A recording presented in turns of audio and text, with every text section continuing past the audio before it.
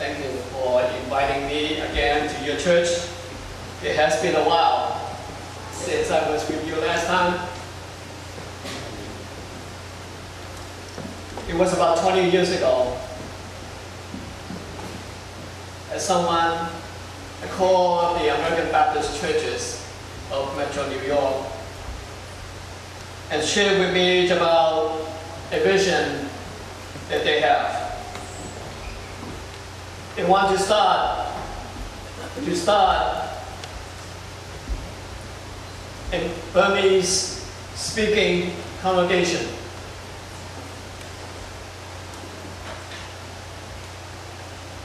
So when we started a prayer meeting, we started a discussion at the homes of one of the sisters. Little did we realize that after that Bible study, that prayer meeting at the home, they started a group.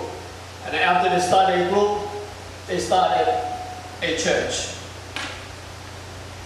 From one place, from a small home, they went to another place for regular service. And then after the regular place, they went to another place. And finally, you have a home here. You just closed your building. From that little group of people 20 years ago, we all have a vision that we want to start a Burmese speaking church. After all those years of heartache, tears, and sweat, you're here. After all those days and months of discussion, of sharing, and sometimes, yes, debates, you are here.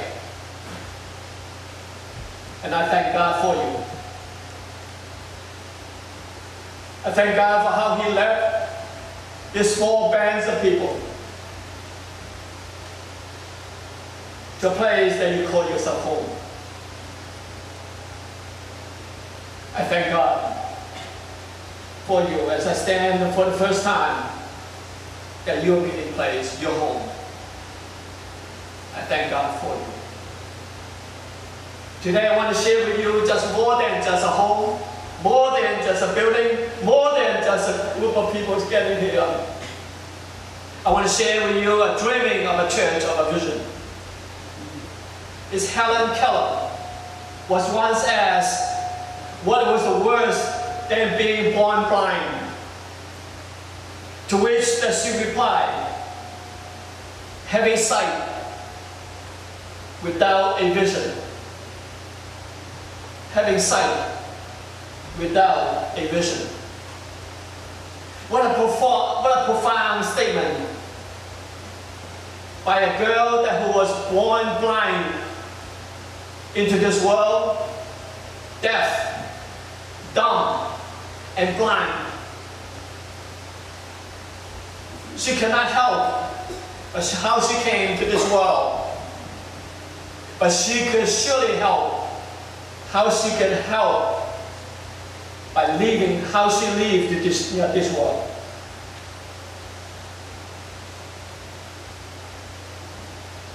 You cannot help how you came to this world. You cannot help how you came to this church.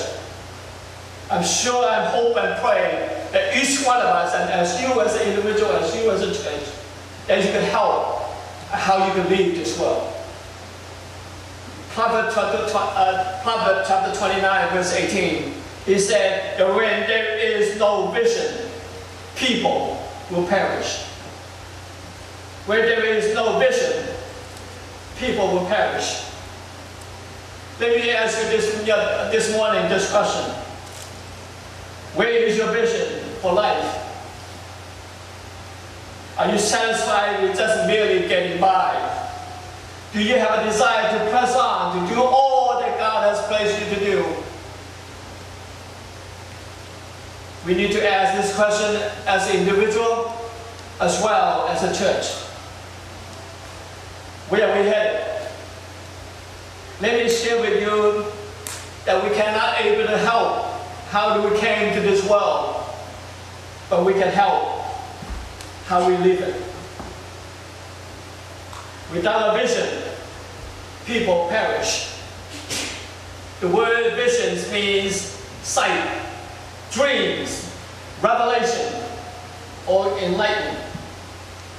The word perish means to die or to expire.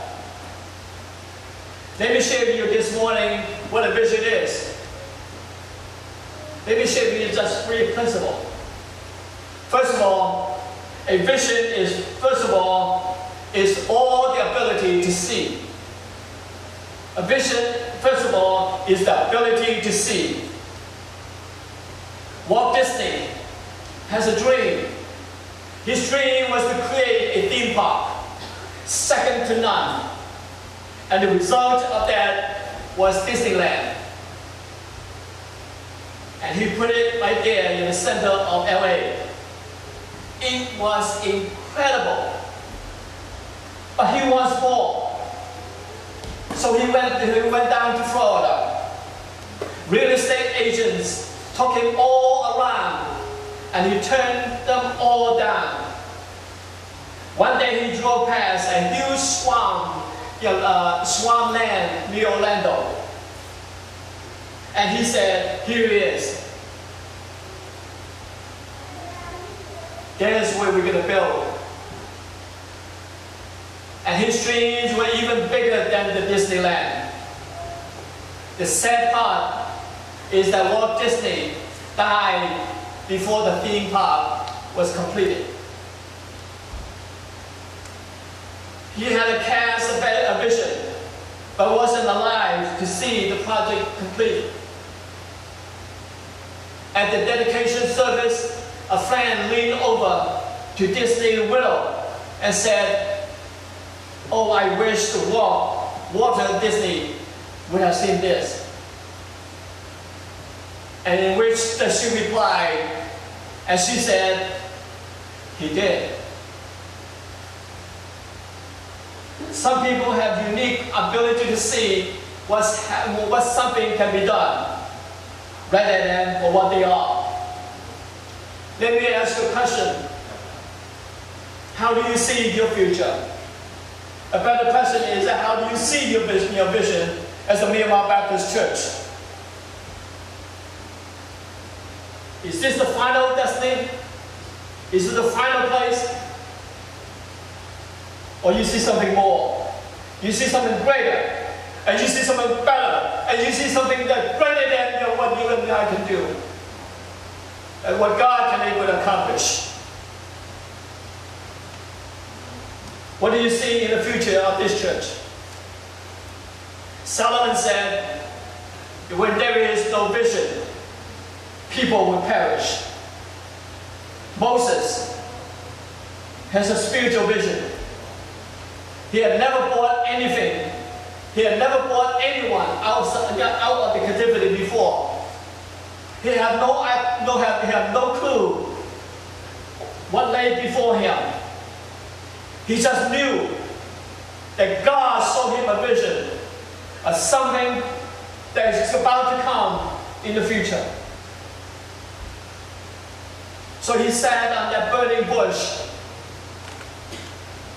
and God related that vision to him of his past as well as for Moses' future. To see the unseen, you have to ignore what people have to say. To see the unseen, you have to disregard what the world is talking about, what the world is thinking about, what the world is up to now. To see the unseen, you have not to be controlled by the logical, believable. There is no life that meets the eyes. Many times that we are limited to God in that little box of how things that we can control and how far we have gone and how far we could go. Once we understand our vision, it must be led by the Spirit and fed by the Spirit and in order to accomplish anything. A vision. A vision that is ability to see. What is the things that you want to see 5 years, 10 years from now? For your individual, family, as a church.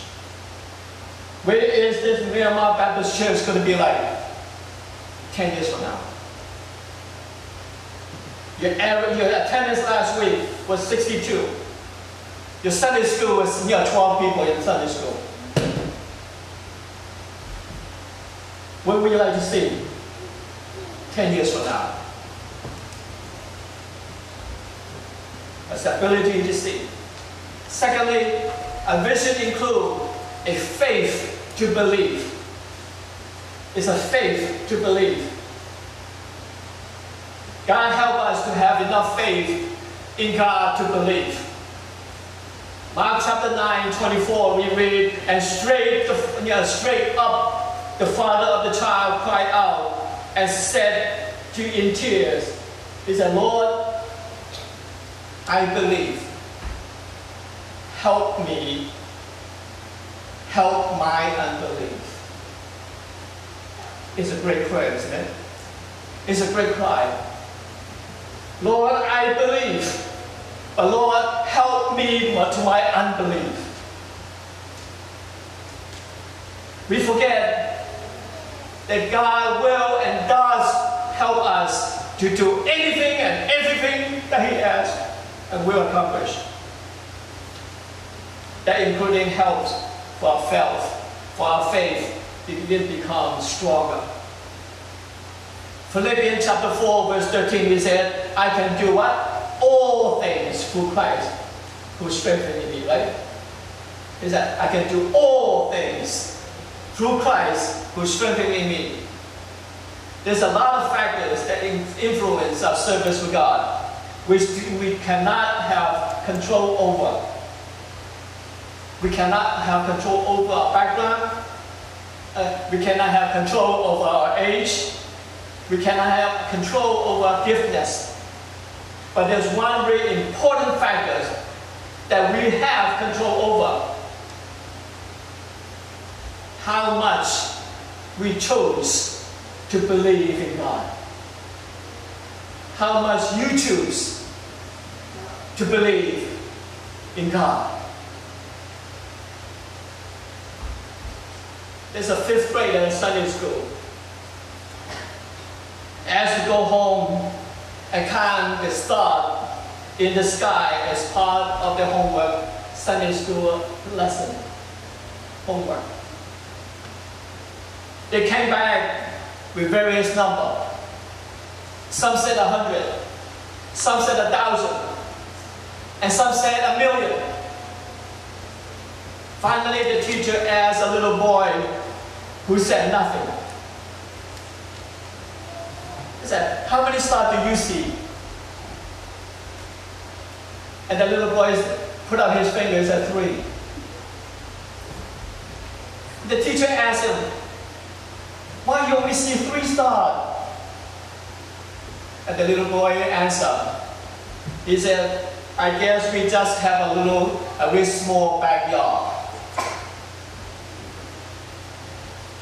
I guess we just have a very small backyard. Is that our problem when it comes to believing? We have a small backyard. Our faith needs to be strengthened, and by strengthened, it is go through prayer and through the Word of God. You don't need You don't need much faith. Because the Bible said, even you have a little faith or a little mustard seed, but you can move mountains, right? A vision includes a faith to believe. How big is your God? How big is your faith to choose God to do something? And I believe that, if we have faith that God is going to do something for me and my church, and if I were willing to do that, and if I really believe that, boy, I have faith to do, I have that God to do the work. And let Him, and have faith in Him that He could use each one of you to do it. Amen? Thirdly, a vision includes the courage to do it. A vision includes courage to do it. Another word, faith includes action. Courage is move forward and despite of fear. Let me ask you a question. Was David afraid? Was David afraid when he saw Goliath? I'm sure that he did. But there was a cause. Our problem is that too often time we want our life, how we live in a comfort zone. This is my limit in my strength. This is my limit in my wisdom. This is my limit in terms of this is how much I can do.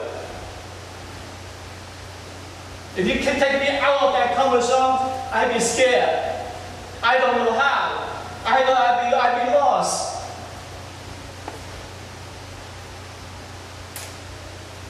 We oftentimes we keep a hold into the things that we can physically change or alter.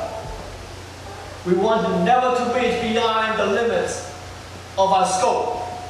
We have to reach out and let God be God and let God to do His thing.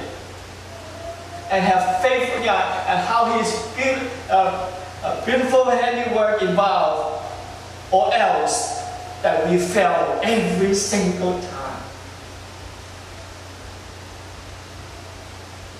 So what if this biblical character, heroes, do not want to do beyond their comfort zone? What happened if Noah said to God, God, I don't do boats. Okay, boating and building boat is not my gift. What if Moses who said to God, he said, I don't like people. What if David said, I don't do giants, or I'm not fit into the to be a king. I'm just a shepherd boy. What if Mary would say to God is that I don't do babies, the Son of God? The biggest Goliath that in our life is ourselves. The biggest Goliath is ourselves. We wake up and we look up in the mirror every single morning to see the same person every single day. We saw what in front of the mirror is the same image that we saw yesterday. We don't look beyond the reflection and see how God worked through His handiwork. Charles Randall gave us 4 steps for any organization, any church, any individual would like to keep to embrace the vision that God has for us. Number 1, he said, he detailed it. We need to detail. In other words, we need some strategy. According to George Barna, less than 1 of every church or Christian have any goal for their life in any given year. 1 in every 10. When I go to different churches, when I ask them what do you want to do in next year, How do you want to accomplish your mission 2 years, 3 years, 5 years from now? You know what I find out? A lot of them do not have any. They just maintain it week by week, day by day, maintain more. They never have any strategy. How is that? Every organization must have a mission statement. Every individual, every church must have a mission statement. A mission statement is a guide, a statement of action that what we do, why we do it, and how we do it. Are you detailed enough so that you know what to do and how to do it, what to do? How about the church? Do you have a strategy? Detailed so that everyone knows. This is where we're going, this is where we are, this is how we're going to get there. Nextly, you need to help others to embrace a vision. Express it, announce it, and you must do it in a way that others will want their life to commit into. What is your goal? What is the goal for this church? What is the church goal for what God can do for this church? Did many people, did every church members know about it? Did every member of the church buy into that dream? Did every church member be involved with that dream? Everyone must be embraced to that vision.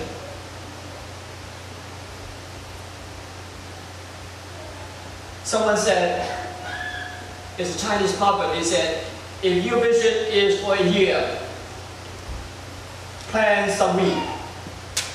If your vision is for a decade, plant a tree. If your vision is for a lifetime, plant people. Plant people. It's a Myanmar Baptist Church. If you're planning for a lifetime, my suggestion, my encouragement is to plant people. Finally, accept it. If a vision is become a reality, everyone must buy into it. Everyone must own it. And there is that unity. I think that one of the reasons why so many churches cannot come with more than it does, because there's so little unity in the church.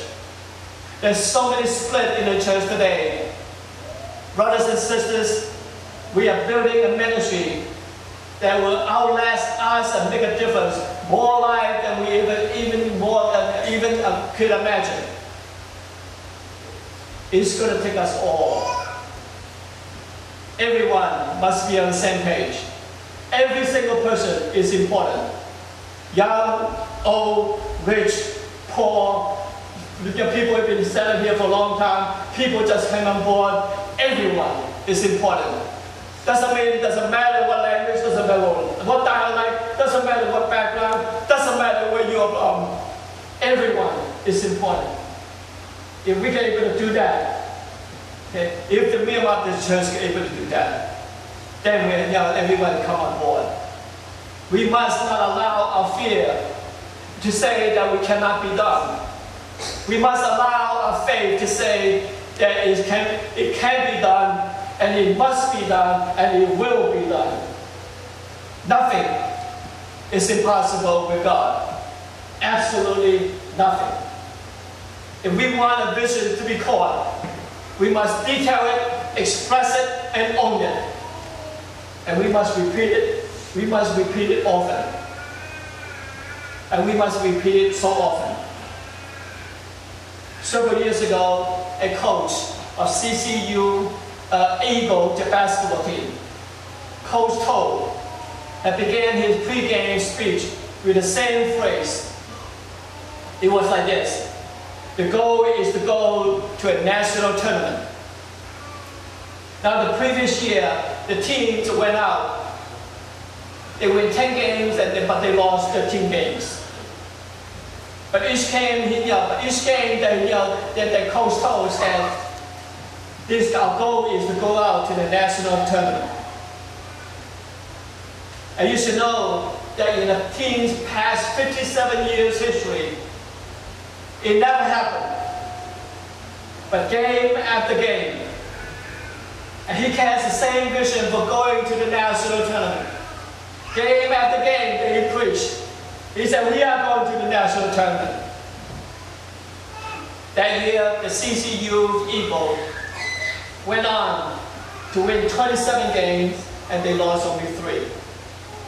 And they went on to the national tournament. So what is your goal? What's the goal of the Myanmar Baptist Church? How do you do? And the church fulfill the visions of the God had given to you and the church? There's always tension. There's always that tension between the vision and the reality. It's because the vision, in vision, describe what's the future. And the reality is always that status quo. What have we been doing right now? And it's always that stretching between what is reality and what is the vision. So many times we just want to bend and stretch of that reality and go for that vision. And so many times there is the conflict. And so many times there's, we just want to held back, the stretch, and let the reality get hold better of us.